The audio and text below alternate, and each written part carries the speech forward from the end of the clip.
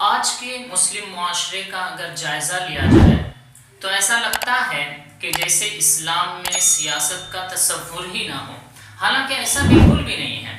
جس طرح سے نماز، روزہ، حج، زکوٰۃ وغیرہ اسلام کے ارکان ہیں، ٹھیک اسی طرح سیاست کرنا بھی اسلام کا حصہ ہے۔ لیکن یہ محسوس ہوتا ہے کہ لوگ اب سیاست کا مطلب ہی کچھ اور سمجھتے ہیں اور یہ خیال کرتے ہیں کہ اچھے لوگوں کو سیاست سے دور رہنا چاہیے۔ بعض لوگ تو علماء اور دانشوران کو ہی نشانہ بنا کر کہتے ہیں انہیں سیاست میں حصہ ہی نہیں لینا چاہیے، یعنی ان کی نظر میں سیاست ایک انتہائی گھٹیا چیز ہے اور یہ غنڈے قسم کے لوگ، مکار، عیار، دغاباز لوگوں کا میدان ہے۔ اور شاید اسی سوچ اور نظریے کی بنیاد پر ہندوستان کی آزادی کے بعد علماء ہی کے ایک پلیٹ فارم نے سیاست سے دستبردار ہونے کا اعلان بھی کر دیا تھا، لیکن اس کے باوجود بھی وہ مخصوص طبقہ ملک کی ایک سیاسی پارٹی کانگریس کے ساتھ رہا، حتیٰ کہ اس کی پہچان اور شناخت ٹھیک اسی کی طرح ہو گئی۔ اب سوال یہ پیدا ہوتا ہے کہ جب کانگریس کی بلا شرط حمایت کرنی ہی تھی تو سیاست سے دستبردار ہونے کا اعلان کیوں کیا گیا، اور آپ کے اس رویے سے مسلمانوں کا کیا بھلا ہوا؟ تو مجھے تو ایسا لگتا ہے کہ اگر ایسا غیر ذمہ دارانہ قدم نہ اٹھایا گیا ہوتا تو آج کے اس جمہوری نظام میں اور آج کے اس سیکولر انڈیا میں مسلمانوں کی بھی ایک سیاسی طاقت ہوتی، ایک سیاسی پہچان ہوتی، اور جب سیاسی طاقت ہوتی تو آج جیسا ماحول ہے قدم قدم پر ہمیں رونے کی اور نام نہاد سیکولر پارٹیوں کے دروازے کھٹکھٹانے کی ضرورت نہیں پڑتی کہ ہمارے لیے آواز اٹھاؤ یا ہماری پہچان بنو۔ اب دوسری بات یہ کہ اگر سیاست سے دستبردار ہونے کا اعلان کر چکے تو پھر انفرادی طور پر سیاست کا ذائقہ چکھنے کی کوشش میں مصروف کیوں رہا گیا، اور قوم کو صرف عبادت کا پاٹ کیوں پڑھایا گیا، اور عوام کو یہ کیوں باور کرایا گیا کہ وہ فلاں صاحب ہیں، ان کی حکومت تک رسائی ہے اور وہ جو کہیں گے حکومت ویسا ہی کرے گی۔ لیکن ہوتا کیا نظر آ رہا ہے؟ کچھ نہیں، بلکہ اس کے برعکس سارا معاملہ ٹائے فس نظر آ رہا ہے۔ تو ایسی سچویشن میں اپنی ناکامی کا سارا ٹھیکرا دوسروں کے سر پھوڑا جا رہا ہے۔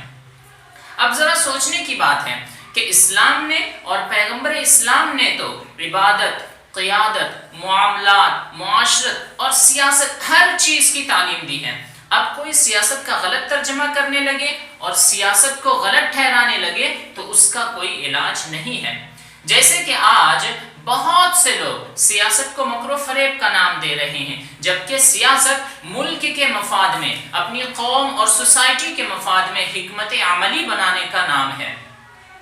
قانون کی بالادستی قائم رکھنے کا نام ہے، عوام کا اعتماد حاصل کر کے اور عوام کی امیدوں پر کھرا اترنے کا نام ہے۔ اور یہی تو وجہ ہے کہ نبی کے بتائے ہوئے اصولوں پر خلفائے راشدین نے سیاست کی، حکومت کی، اور ایسی زبردست حکومت کی کہ تاریخ کو بھی ناز ہے کہ حکومت کیسے کرنی ہے،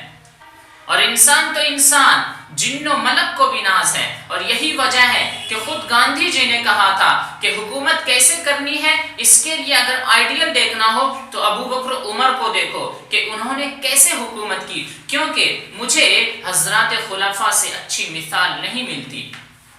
تو پتہ یہ چلا کہ حکومت اور قوموں کی ترقی بغیر سیاست کے نہیں ہوتی۔ آپ تاریخ اٹھا کے دیکھ لیں کہ جتنے بھی خلفاء تھے یہ اپنے اپنے وقت کے امام بھی تھے اور حکمراں بھی تھے، تو جب فرمان رسول اور اصحاب رسول کے طریقوں پر عمل کرنے کے لیے بڑے بڑے جلسوں میں اور پروگراموں میں یہ درس دیا جاتا ہے تو کیوں صرف عبادت کی بات کی جاتی ہے، سیاست کی بات کیوں نہیں کی جاتی؟ معلوم یہ ہوا کہ کچھ ادھر ادھر گھمایا جا رہا ہے اور عبادت اور سیاست کے درمیان ایک ڈفرینس پیدا کرنے کی کوشش کی جا رہی ہے کہ آنے والی نسل یہ سمجھے کہ مسلمانوں کو سیاست سے دور رہنا چاہیے اور مسلمانوں کو صرف عبادت کرنی چاہیے، بھلے ہی وہ عبادت گاہ بھی بچے یا نہ بچے۔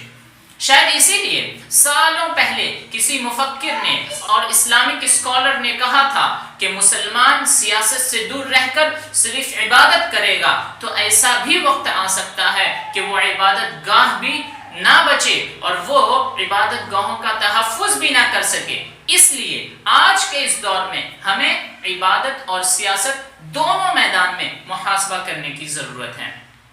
آپ جائزہ لے لیجئے، آج بھارت کی راجنیتی میں مسلمانوں کی کوئی اہمیت و حیثیت نہیں ہے، آپ کے ووٹ کی بھی کوئی اہمیت نہیں ہے، کیونکہ جو اپنے آپ کو سیکولر کہتے ہیں لیکن صحیح معنوں میں سب کے سب فرقہ پرستے ہیں۔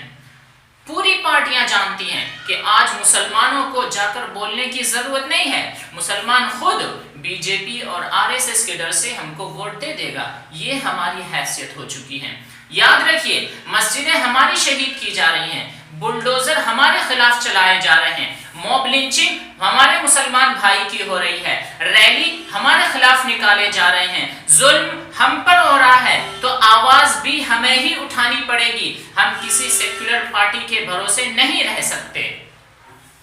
سب تحفظ کے بھرم ٹوٹ رہے ہیں جانا، سب تحفظ کے بھرم ٹوٹ رہے ہیں جانا، دیکھ کس طرح سے ہم ٹوٹ رہے ہیں جانا، اب تو ہر روز دسمبر ہے تیری بستی میں، اب تو ہر روز حرم ٹوٹ رہے ہیں جانا،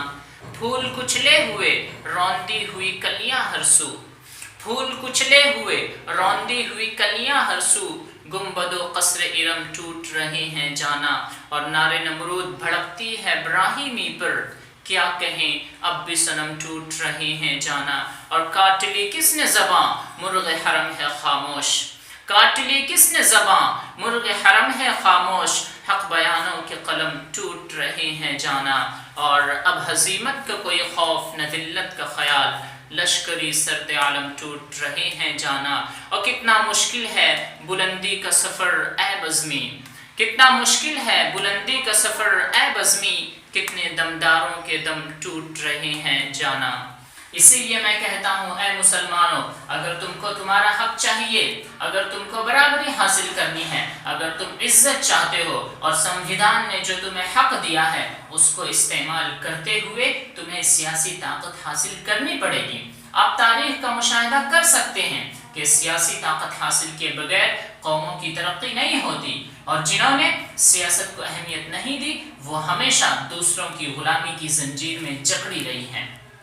آپ کیا سوچتے ہیں اس بارے میں؟ اپنی رائے کا اظہار ضرور کامنٹ باکس میں کریں۔ تو آج کے لیے بس اتنا ہی، تب تک کے لیے keep walking, keep rising, thank you.